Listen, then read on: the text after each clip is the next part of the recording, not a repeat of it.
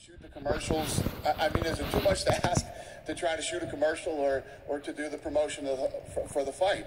While this impasse was taking place, you were writing what you wrote on Facebook, and they had their comments, and there was this insistence that as one of ours, you're required to go do this and go do that, and I think you took exception to that your existence is promotion. It was a publicized civil war. I was going through some things. There was some crazy stuff going on back home.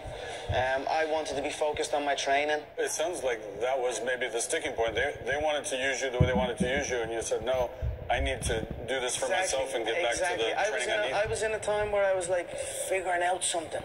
I didn't just shut out and say no to everything. I just wanted to do reasonable media so. And then, hey, all of a sudden, Conor, it's 3 months from the fight.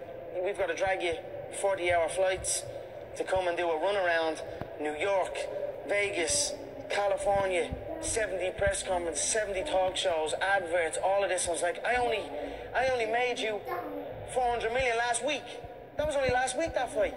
And now you want me to go, I need to get right. That's how it all came about. I just wanted to focus, and I was deep in the process. And especially at that particular moment, I just wanted a little bit more time. I didn't shut it off completely. Reasonable media is what I said. I said I would do New York. I said I would do everything else after that. I just need another little bit to set myself. And then the lack of communication, and they weren't having it. They were trying to push back on me. I was trying to push back on them. And then I was like, look, it blew up then. So, would you have played out everything the way you did, say, your announcement on Twitter? I tell you what, it blew up.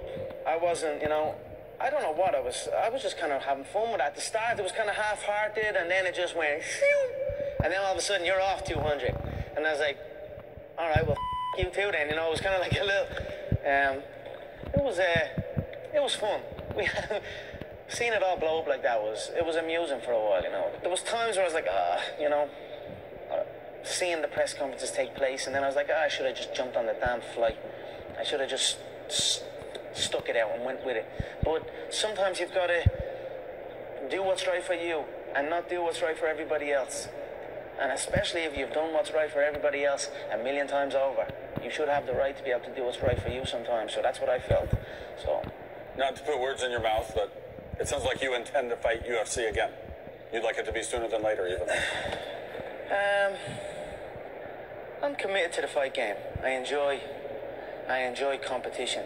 I enjoy challenges. So if a challenge is in front of me and it appeals to me, then I will go and I will conquer it. So is your position more all options are open? Everything's on the table? You're not playing with this interview. I'm open to challenges. I enjoy fighting, period.